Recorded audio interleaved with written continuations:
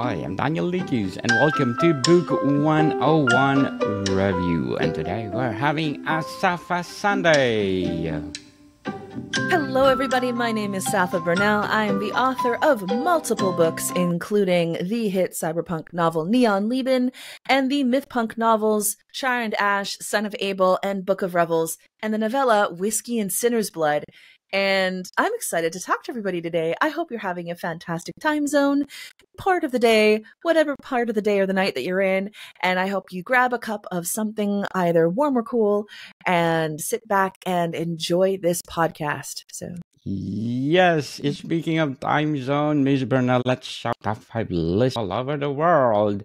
So can you please read our top 5 for Book 101 Review? We are number 5 in St. Kitts and Nevis, and also number 11 in St. Kitts and Nevis for arts. We are number 19 in Swaziland, number 28 in Uganda, and Côte d'Ivoire.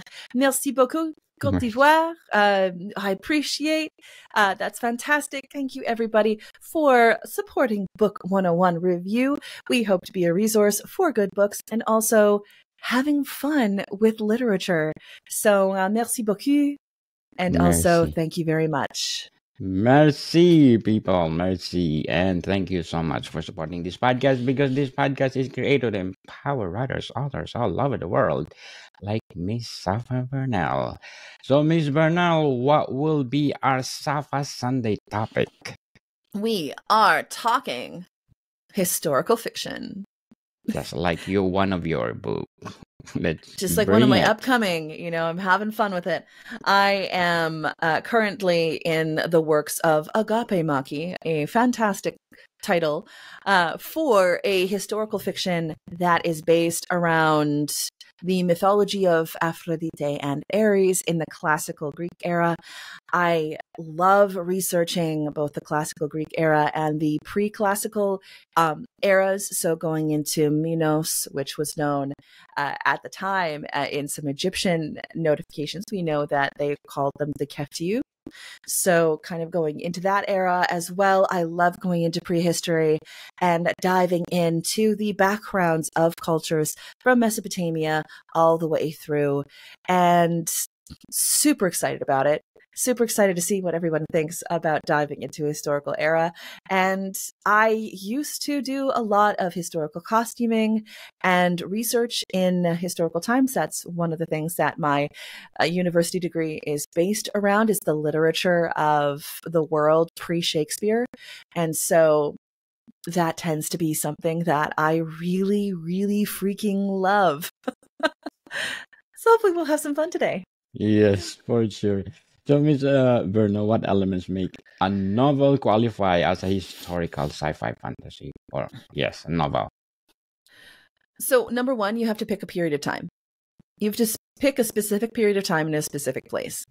And when it comes to writing a historical novel, that's usually, unless you're doing something where you're paying homage to a historical time period in a fantasy book, you're picking a specific time, maybe specific events, or you're placing it within something that we know of in our world.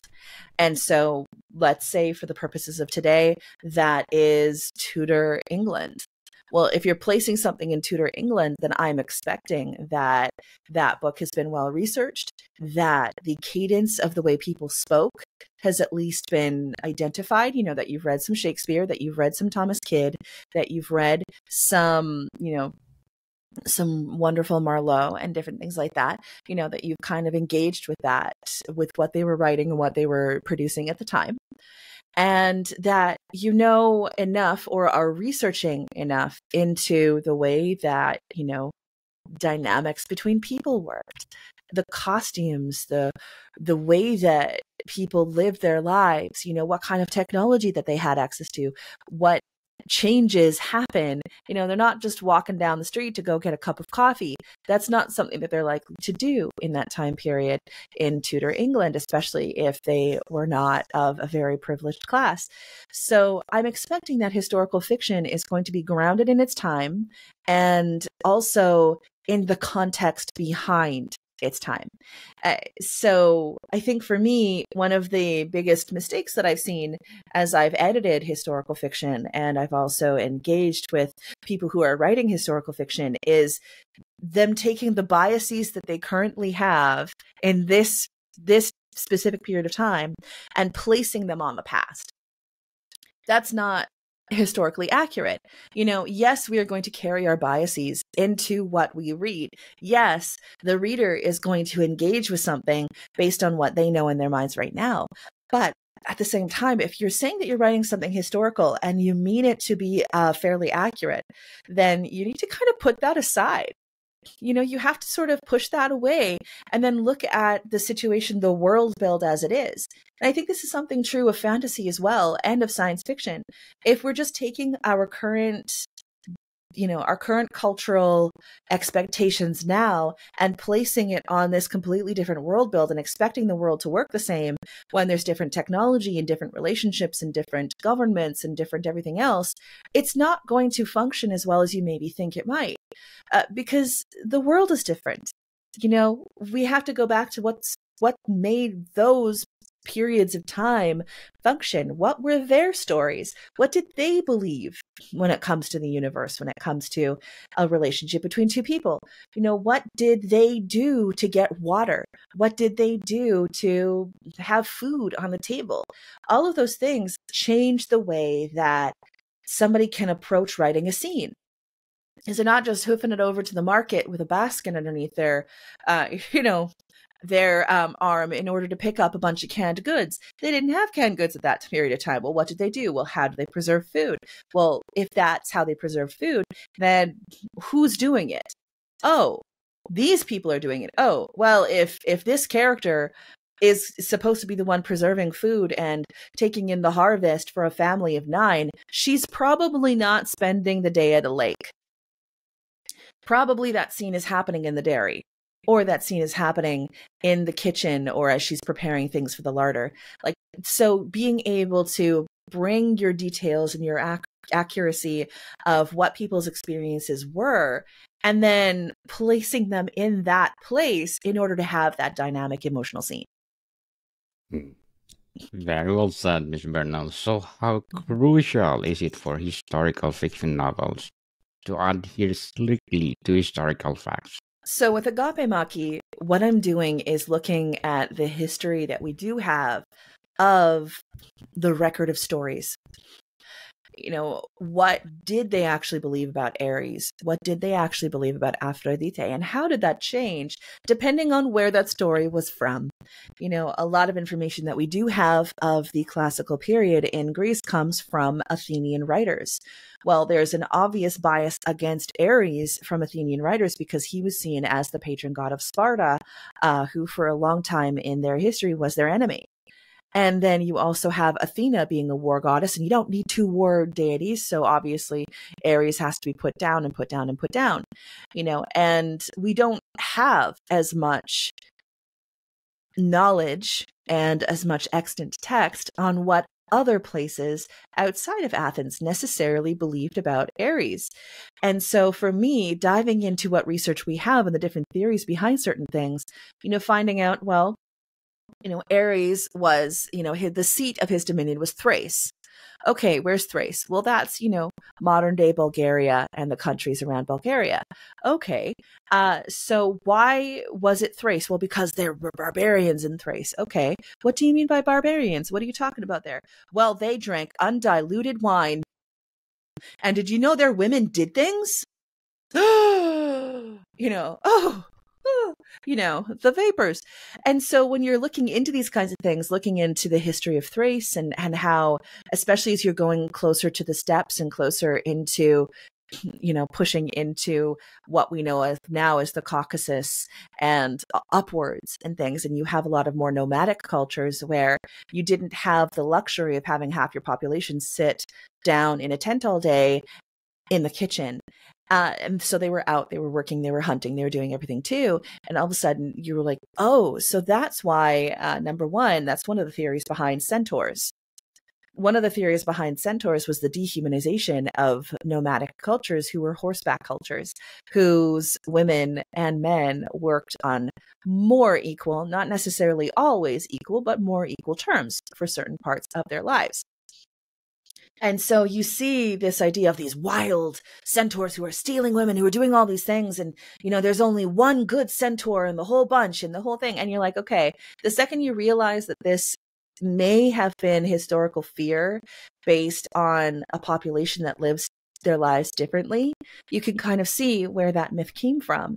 And then as somebody researching this, I can then go, okay, so when I add a centaur into agape maki, am I going to add the actual centaur, the mythological beast, or am I going to add a group of people who happen to be more nomadic and ride on horseback? What am I going to do with that? How am I going to approach that? And what was the role of women? What was the role of men? What was the role of children? What were the stages of somebody's life? How is this reflected in the mythology that you see?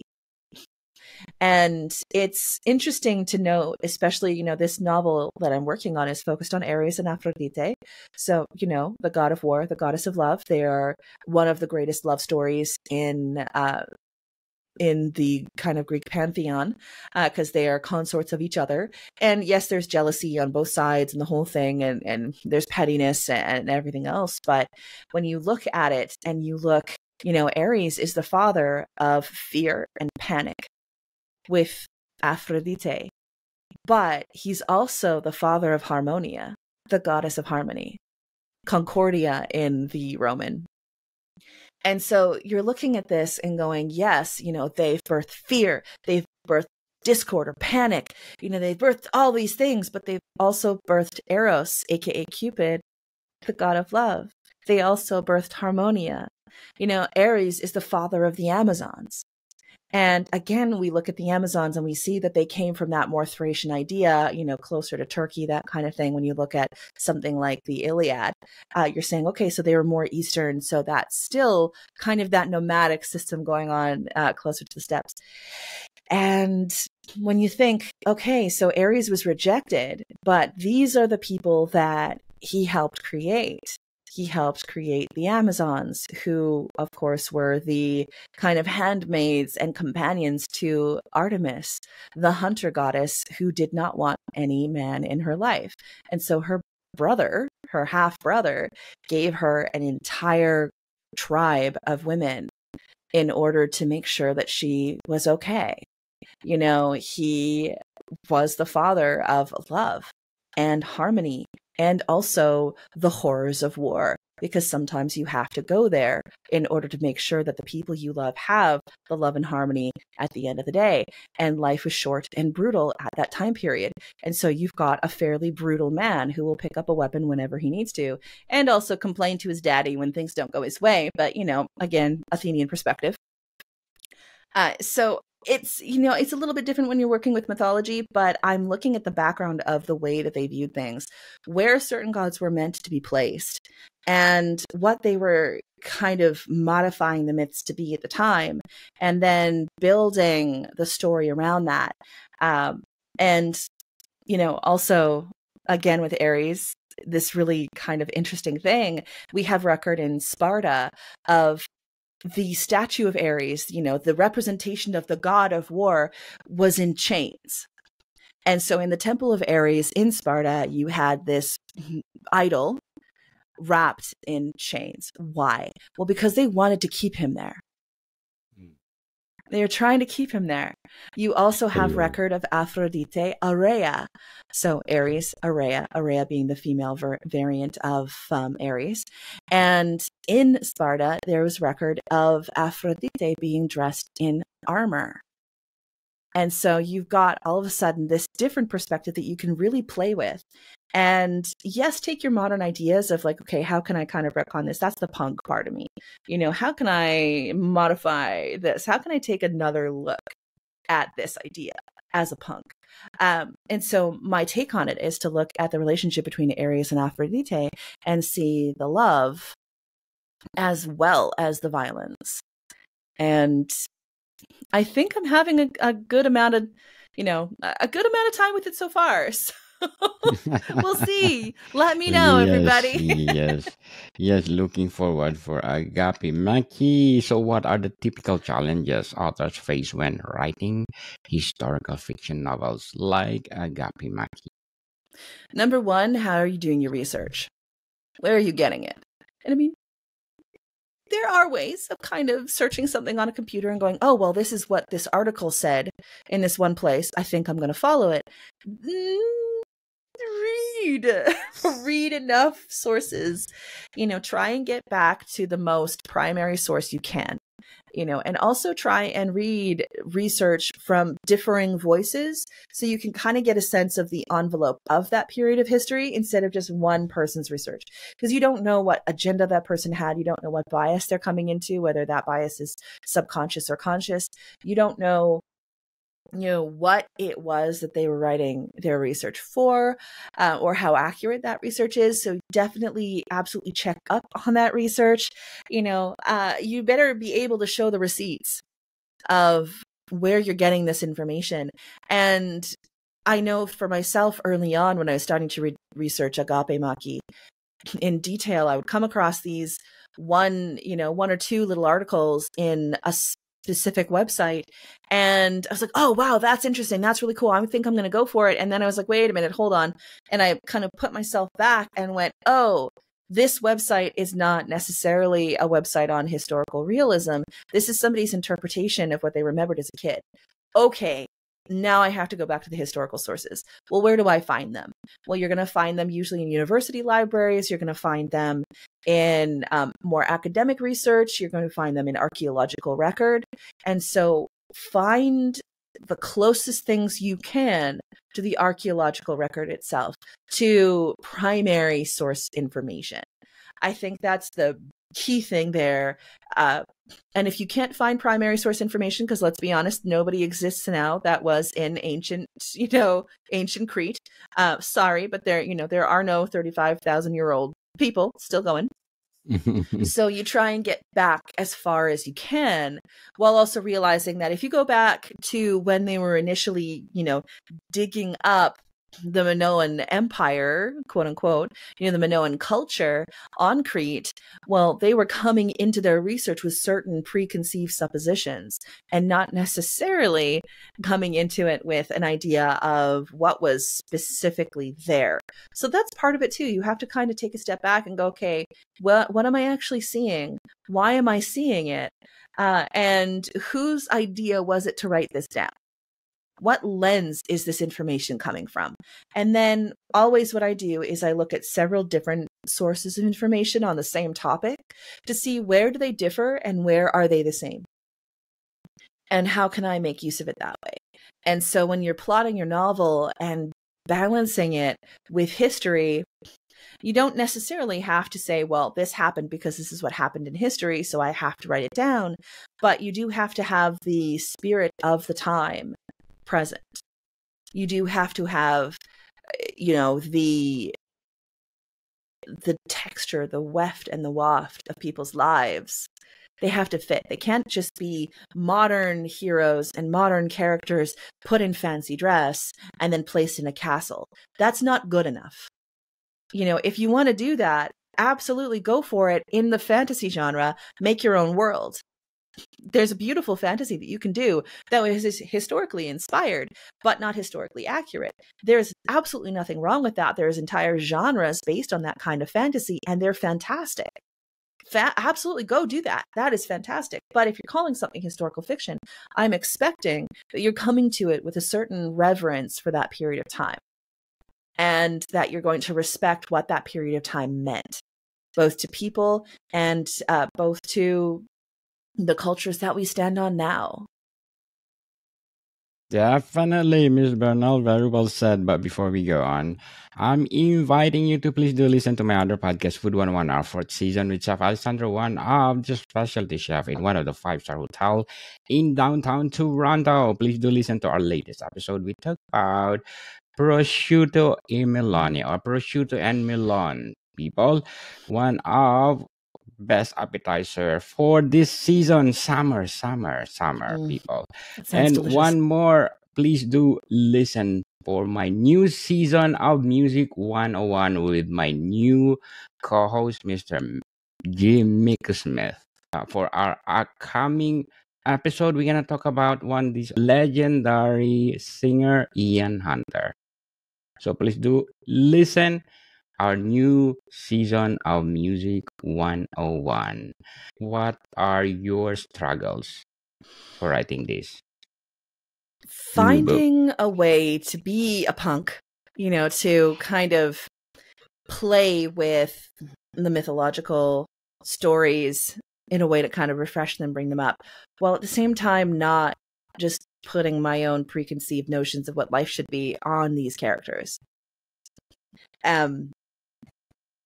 I think towing the line between what looks villainous now and what was fairly normative behavior then, that is a struggle, because obviously I want to stand up and be like, yes, I'm a woman. Yes, I wore a big puffy princess dress on my wedding day. Yes, I also kicked and broke a board in that dress as part of the wedding reception, because my martial arts instructor was there and he's like, come on, ma'am. I'm like, okay, here we go. And I did a jump kick in that princess gown and broke 2 inches of pine.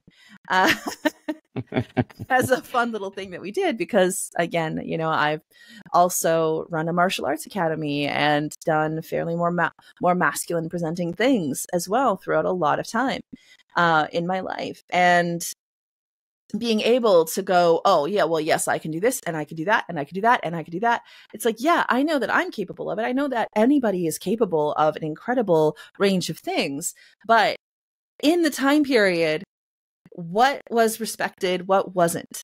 What was kind of dangerous about a character like Artemis or a character like Athena, both of whom took themselves away from the marriage market. They took themselves away from that romantic attachment to other people and were handled thus in very different ways.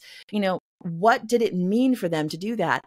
For Artemis to have the freedom that she had to be the goddess of the hunt meant certain other things could not happen.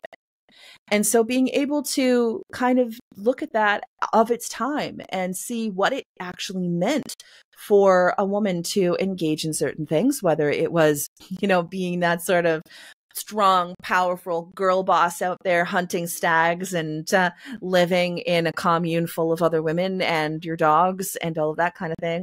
Or if it was being quiet, wise Athena who was ruling over Athens, or if it was to be Hestia or Hera, or even Aphrodite, all of these different kind of archetypes of womanhood, they meant certain things of the time. And being able to show, the pitfalls of that it's not easy.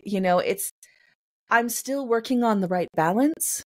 And especially with a character like Hephaestus, with a character like Zeus, like, yikes, I know that I'm looking at this, I'm going, oh man, the struggle has been too with Zeus. I mean, let's be honest, the myths that we have of Zeus are not exactly the most politically correct. They have a lot of things that now we look at and we're like, that is absolutely wrong, and Zeus is awful, and you're like, yeah, his behavior is awful, and I've been told that my representation of Zeus in Char and Ash, the first book of the Judge of Mystic saga, was hilarious. And yet also they were like, yeah, that seems like that would be a very elderly Zeus who no longer has his power, but is still, kind of going at it. So what I did with Zeus in Char and Ash was I took that figure, which we will see in his majesty in Agape Maki. We will see him at the height of his power in Agape Maki. We will see him as the king of Olympus. He can do no wrong because he's the one that makes the rules. We can see how that domineering presence of the king of Olympus, how it modifies and changes what everyone else in his family does around him. There are certain sons in the literature that we do have, in the myths that we do have, like Apollo, who were blessed of him, that he had good relationships with. Well, what does that mean? Well, they did certain things the same as Zeus did. They followed the similar patterns of life, which now looking at it, you're like, oh, Apollo. So you chased her until she turned herself into a flower to get away from you. Okay, that's tricky. Who do I say that story, or do I leave it in the subtext, or do I address it? And I'm taking a sort of subtextual look at a lot of the negatives of that time period. And then there are a few of them that I will address, but I want to make sure that I'm not making something that's a little too triggering. So you're like, okay, here, let's figure this one out. Or a character like Hephaestus, what do you do with that? What do you do with a character like Hephaestus who, is beloved by a lot of people until you're like, okay, but you do know some of the major myths around Hephaestus are really sketch. Don't say that. I love Hephaestus. I'm like, I'm sorry. I know you love Hephaestus, but this is still the same guy that, like his father and his half-brothers before him, tried to chase his sister around because he knew that if he caught her and did certain things, she would have no choice but to marry him. And it's like, that's, what do we do here? Like, that's, what do you do with that? That is what happened in the stories. That is part of the evidence that we have of what forms this historical character. And so finding a way to kind of ease back on some of the really horror of it, while at the same time telling the story of the motivations and the family drama and how they all came to be that way, I think is the way that I'm kind of dealing with it. And, you're looking at somebody again like Ares. I love Ares. If you've read any of the Judge of Mystics saga, you will know I love Ares because he's in the books. He still exists. But you have a character like Ares who, was the subject of the first murder trial in all of Greek mythology. And that is why one of the main hills in Athens was called, it was named after Ares, is because that was supposedly the place where Athena and the gods tried him for murder. And you're like, oh yeah, well, that's just violence is bad and all this stuff. It's like, okay, yes, but why did Ares commit murder? Oh, it was a son of Poseidon that tried to engage certain activities with one of Ares's daughters. And she screamed and fought and called for help. And so you're like, so really, Ares did commit murder to save his daughter from a dangerous situation. And then all of a sudden you're like, okay, most fathers, I'm sure that if you talk to most fathers, they would be like, yeah, rolling up the sleeves, like going to go protect my little girl. For the most part, a lot of fathers can identify with, putting up their dukes and protecting their families. But that was one of the things that he was vilified for. And you look at the behavior of Zeus, you look at the behavior of Apollo, you look at the behavior of even Poseidon. You're looking at the behavior of these other males within the family. And then you look at Ares, who's like, I will throttle you till you're unalived if you touch one of these girls. And you're like, okay, I'm starting to see why Ares was so hated. I'm starting to see why, going through the kind of classical era into the Roman era, Ares took on the sort of moniker of the god of the everyman, and also the moniker of the god that women prayed to for help and justice and protection. And you're like, okay, that once you start realizing those little historical nuggets, you're like, there's something that I can play with here. There's a story I can put down. And so what I've done with Agape Maki, it starts off really with the relationship between Ares and his mother Hera, and how Hera's anger towards her husband, how Hera's sort of reservations against, she's the protector of marriage, and you've got Zeus as her husband going around doing whatever he wants. There's the resentment there that Ares, as in my version of this, the firstborn, he feels like he needs to protect his mom. And how in that society, it creates a lot of strife. It creates a lot of damage between the family members. And yet, is it justified? What's justified? What's not? That's for the reader to decide. but I find it really interesting to take his character and look at it from the perspective of this is likely one of Hera and Zeus's first children. He is a full-blooded, he's not a, pardon the term, bastard like a lot of his siblings who were not necessarily Hera and Zeus's. He is truthfully the heir of Olympus in a lot of ways, because he's one of the first, if not the firstborn male heir of the king and the queen of Olympus. So when you look at it that way too, you're looking at all of the sort of castle intrigue and things that you can add in, and then all of a sudden you put in this chaos of Aphrodite coming from her cockle shell into the midst of everything, and how that makes things explode. And I'm looking forward to seeing what people think. Looking forward for the success of Agape Maki. I hope the same way the song of Achilles success. And can you please invite our listeners to support all your books?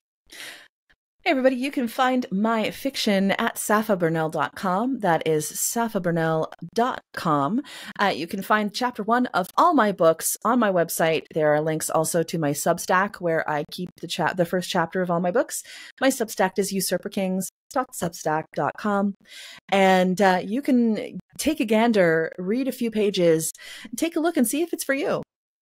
If you think that you can jive with my emotion and the way that I add these really kind of intense emotional relationships while at the same time having lots of action and lots of adventure and, AIs and super soldiers in my cyberpunk series and literal mythological gods in my mythpunk series, then I encourage you to pick up Neon Lieben, Char and Ash, Son of Abel, Book of Revels, and Whiskey and Sinner's Blood, which is in the Macabre and Monstrous collection.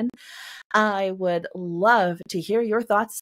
You can find me online at usurperkings, and that is on X, Instagram, Discord, all of the above. Threads. I'm on Threads. Not very often, but I am on Threads. And if you're like, well, I'd love to read your work, I'd love to support you, but things are a little tight right now, that is perfectly fine. You can go to your local public library, barring that you have one where you are around the world, and ask them to bring in my books. I absolutely love the idea of supporting local public libraries, because that means that you get to read one of my books and others also get to engage with my books too. So that is a potential option wherever you may roam. And you can get my books on paperback, hardcover, and in digital. And we're currently working on the audiobooks behind the scenes.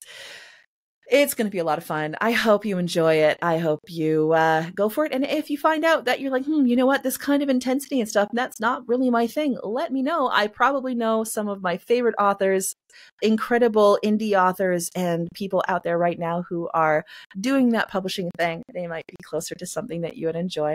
And so I love that too, because you're allowed to like what you like. You're allowed to dislike what you dislike. And remember that to somebody, everything has value. So yes, for sure. So let's support Miss Safa Burnell, because if we support her, as I said, more books to come. So Miss Burnell, when are you gonna publish Agape Make? It's coming in winter. So that is, I should say, that's Northern Hemisphere winter. So that's going to be coming. It's going to be coming between December and March. We still don't have a firm launch date for Agape Maki yet. There's some other things that are happening first, like Gunungaga to finish Mystic's Saga. And so it's coming in, less than a year. Good grief. That is... I better get my fingers on the keyboards going fast.